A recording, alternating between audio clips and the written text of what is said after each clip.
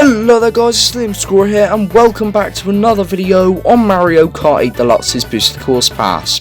We have gone 3 waves of the Mario Kart 8 Deluxe Boosted Course Pass without a single track from Mario Kart Double Dash. And that's an absolute gut feeling to Double Dash fans. We would have got a Double Dash track in wave 3 being Waluigi Stadium if it wasn't swapped out with Maple Treeway from Mario Kart Wii instead. I'm not saying this is a bad change, but it would have been cool to see Waluigi Stadium in Wave 3 as well. But we will be seeing it in another wave, so don't worry.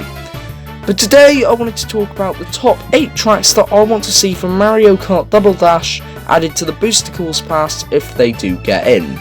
Now I have put together a list of 8 tracks from Mario Kart Double Dash that I would personally like to see, and I know that only 4 or 3 of these will actually make it into the Booster Course Pass.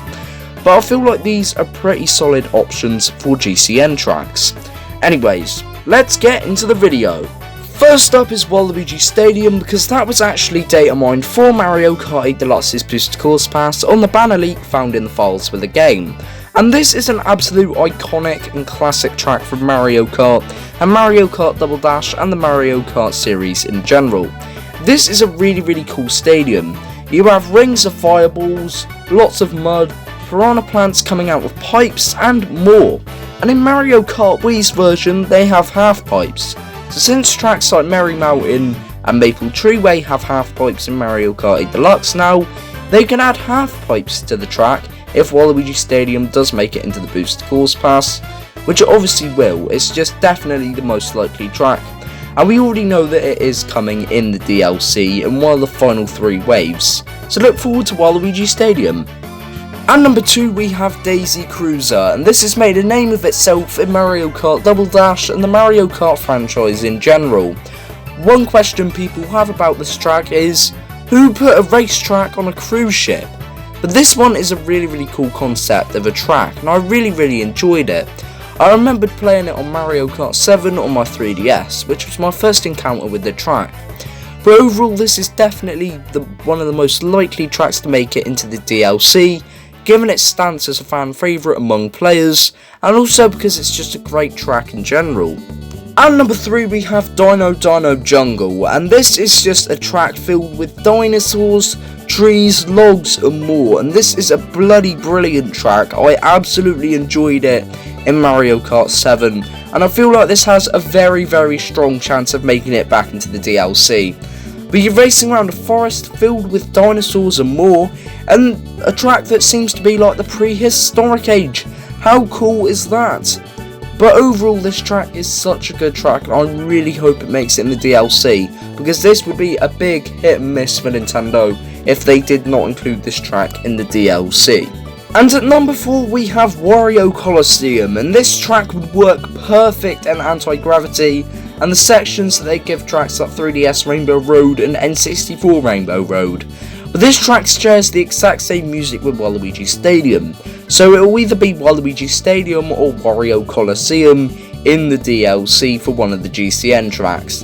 But personally, even though Waluigi Stadium is the most likely and is definitely going to be the track, this one would be so cool to see, and they could add the anti-gravity which worked perfectly, and they could also add sections to the track to make it one big track, which I think would be really cool. At number 5 we have Peach Beach, and out of any of the beach tracks and seaside tracks in Mario Kart, this one is definitely one of my favourites out of the bunch, as there's so much going on here. There's trees with eyes, you can race on the beach, and they even have those little penguin things from Super Mario Sunshine, which I think is really cool. You can also race in the ocean, past rocks and more, and end the race at a nice sunny village, which I think is really cool. This track would definitely work perfectly on the graphics side in Mario Kart 8 Deluxe if it was to make it in, and I really hope this does make it in as well as the GCN tracks, because I have not played this since the Wii, and I would love to play it again.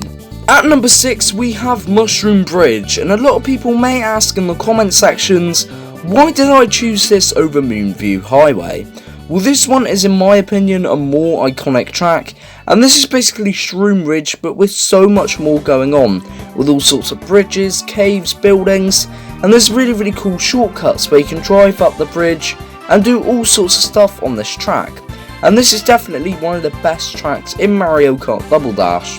And I really feel like this would be a perfect track to bring back in the DLC if it was to come back in the Booster Course Pass. At number 7 we have DK Mountain, and this was recently remade in Mario Kart Tour for the Animal Tour. And this is a really cool track. You start the race by racing out of a bit of forest with tons of trees, grass and more, and racing around a fenced off bit and shooting out of a massive DK cannon and onto the mountain and racing back down. This screams potential for Mario Kart 8 Deluxe, and I honestly think they could do quite a lot with this track if it does come into the DLC. And I am very excited to see if it's coming to the DLC, because this would be a really cool track to bring back, especially since the boulders could point as an obstacle, similar to how Rock Mountain has the boulders of obstacles when you're going up the mountain. And the final track is GCN Rainbow Road, and I know we already have an abundance of Rainbow Roads in Mario Kart 8 Deluxe, from the original in Mario Kart 8 Deluxe, the Nitro Rainbow Road, 3DS Rainbow Road and N64 Rainbow Road. But what's wrong with having one more?